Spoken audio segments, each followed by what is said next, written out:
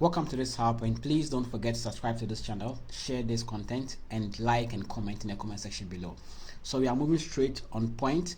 In this session, we are looking at how you can apply for the study leave using the Ghana Health Service portal.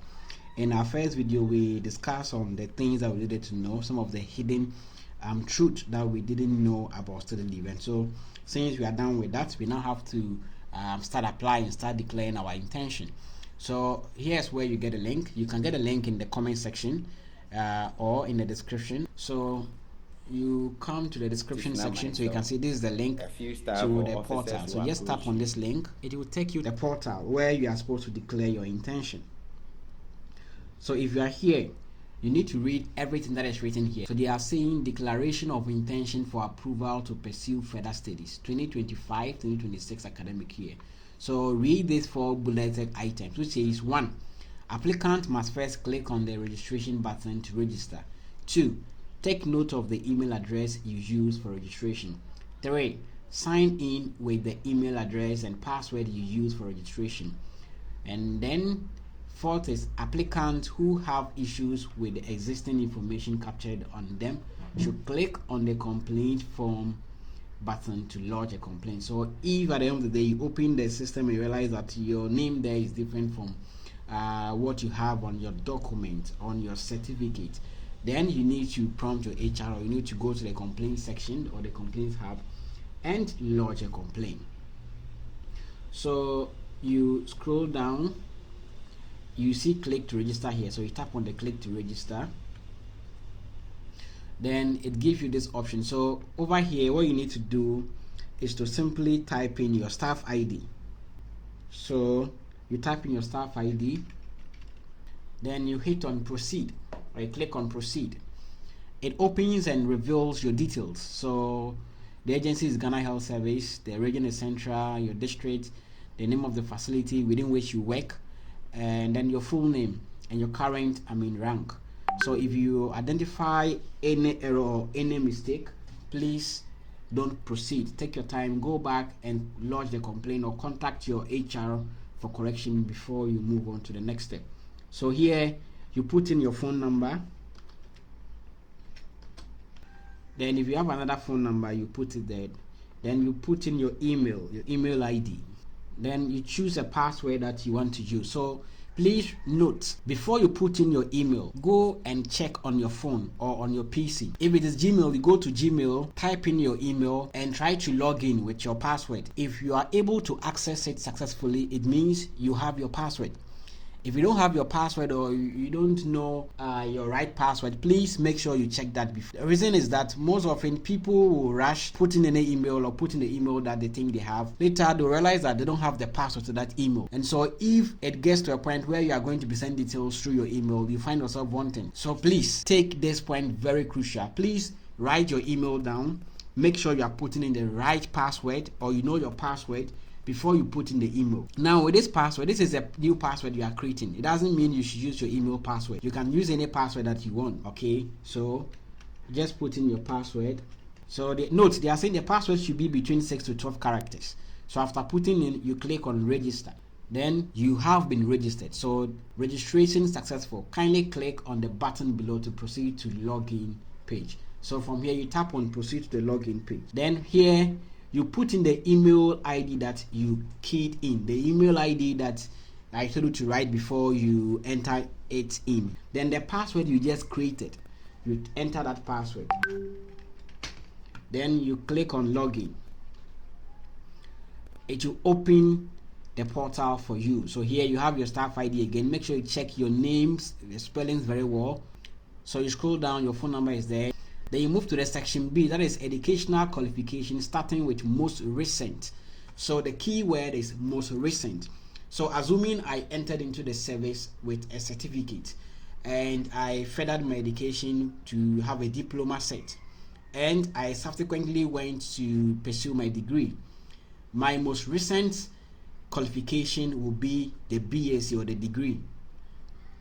Before the diploma, then my certificate. Okay, if I only have certificate and diploma, the recent will be my diploma, then the following one will be my cert. probably have masters or have PhD. Okay, the most recent highest qualification is what you use. Here we don't need your senior high school details. Please don't bring it here. All right, so here we put in the qualification. That is the school you attended, right? Then you put in your start date, when you started. Okay, so just click on the day, then you tap in the day, and then you enter the months, then you enter in the year, then when you completed. Okay, so when you completed college. I'm sure some of you might have challenge. You say, okay, if I was referred and all that. So there's a difference between your academic completion date and when you were given your license. So this, we are asking for when you wrote your last paper in school. Okay, if you have your transcript, your NMTC or your NTC transcript, you see when you completed, or your university transcript, you see when you completed. This is different from when you wrote your referral. So if you wrote a referral, this is not the date that we are asking for. Okay, so you write the date you completed, then the certificate you obtained. So we have a lot of options. We have certificate, diploma, advanced diploma, HND, BSc, BA, and all that. So you select yours. Then educational qualification. If you have additional one, then you enter it as I stated. Then history of previous long course attended. So have you gone for any long course? Have you had any study leave? So any course that you've had that is more than 6 months is a long course. So you write the course, the certificate that was awarded to you, the length of the program, whether it was 6 months, 18 months, 1 year, and so forth. Then the certificate that was awarded to you, select that one as well. So if you had study leave, here you write the course that you went to do, you choose the certificate that you were awarded, then the length of the program, then the date you started, okay, then the date you ended. Then here they are asking you, were you given study leave with pay? If you went to do that program with study leave with pay, whether it was sandwich, weekend, or regular, you just come and then you select yes. If it wasn't with study leave with pay and it was study leave without pay, you click on no. All right, then you come here and enter when you resumed. So we know that as soon as you complete the program, you are supposed to resume. You come here and then you tap the date that you resumed after you went for that study. If you had another long course, you put it in. So after doing this, you scroll down to the section C, which is particulars of program for which approval is being sought for. The program that you want to go and then apply for. Okay, now what we've realized is that if we tap on the view course dictionary, it opens and it gives you a view of the courses that you are eligible to apply. Now this is different from what others will be given or what others will see. So make sure you analyze it very well and then you make an informed decision. So here you just look at it. I think BSc Community Oral Health is there, BSc Diagnostic Radiography is there, BSc Midwifery is there, BSc Nursing is there, BSc Physician Assistant Medical, Diploma in General Nursing. I actually recommend that you don't choose a diploma program because we need to phase it out. So I will encourage you to go in for a degree program. Okay, I mean, however, if you are health aide or health assistant and you have the opportunity to do a diploma, it's not bad. I'm not saying it's bad, but for me, I always encourage others to at least get your BSc. That will help us in the long run. All right, so you select the course that you want to go and do. So this is BSc nursing. Then the length of duration, so it's 3 years. You've done it for 3 years. Then the mode of study is regular. Then here you key in how will the course be of benefit to the service. Okay, now any program that you are doing is supposed to be beneficial to the service.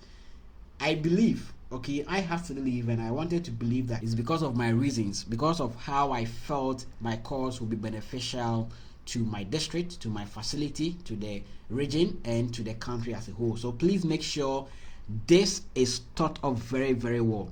Don't just write anything here, please. Don't just write anything here. Make sure you write how the course will benefit the service here. Okay, so this person has her reason here, and she's saying that as a wellness clinic focal person, studying BSc nursing will help me improve on my knowledge and skills, and also help to establish wellness clinics in the various facilities within the district, and also enhance my capabilities and others. So this is her reason. I will track this a bit. I'll just make it quite okay, because for me this is not really convincing to me. If you ask me, it's good. This is far better than what others would write. In fact, others don't even know what to put in here. So please take this section very, very well. So please, if you have any challenge, I'm free to be contacted. You can just hit me up, and I'll be very glad to assist you. Okay, yes. Then after doing that, you come here. Will the course lead to a transfer to another job or profession within the service? If it is yes, you say yes. If it is no, you say no. Here they are asking whether or not you will move to a different profession. So assuming you are a nurse and you apply to go and do health information, then it means you are going to convert to become a health information officer. Okay, you are an enrolled nurse or you're a diploma nurse and you want to go and do PA. Yes, so here you tap on yes, because profession is going to change here. Okay, but if you're a nurse and you are still in your lane, so EN going to do general nursing, you are still in your lane. Midwifery, you are still in the lane, because the same profession, then you tap on no. Now here, read this very well. I certify that the information provided above is accurate. 2. I have not already started the said course. I declared my intention for. More often, we have most of our nurses who are already doing their programs, and they'll still come in and apply for study leave and all that. Knowing very well they are already in level 200, level 300, level 400. Please, they are saying that you should be sure that you have not already started the program. You are now declaring your intention, so please take note of that. I have carefully read the study leave policy of the service, and I have met the minimum requirements, okay, for study leave, and I am prepared to comply with the policy when given approval. So here, you see, sometimes human beings, we are funny. We read all these things and we apply, okay, and later on you come and say, oh, the policy is not good and all that, but you have to read the policy before you apply. Please, let's take note of that. I will not start the course until I am given approval, and will also not change the course for which approval is given without prior permission. So most often you have some of us who applied or want to go and do diploma, then you go to school and then you want to change and do degree. Okay, these are some of the things that they are talking about. Make sure you give prior notice. Okay, make sure you are giving permission before. So as soon as you notice that, quickly get in touch with your HR, and then they'll link you up with the appropriate authorities, and they'll be able to assist you or make some of this correction. And also, maybe you choose to go and do general nursing, and eventually you say, okay, I think I want to go and do PA, I want to go and do midwifery. Then you need to quickly inform your HR, and they'll also lace you up with appropriate authorities to be given permission before you do that. So after certifying that everything you've written here is correct, then you go ahead and then you submit. So please, before you submit, go back and proofread. When we say proofread, it means go through whatever you've done to make sure it is the right thing that you've done. So you check your employee number, your title, your surname, your other name, and all that. Check all these things before you submit. Okay, if everything is correct, then you click on here, then you submit your application. After submission, print the document out, sign it, and submit it to your HR for forward or onward processing. So thank you so much for your time. If you have any questions, please don't hesitate to hit me up. I'll be more than glad to assist you. And don't forget to subscribe to this channel for more content. Share this with others as well. Stay blessed.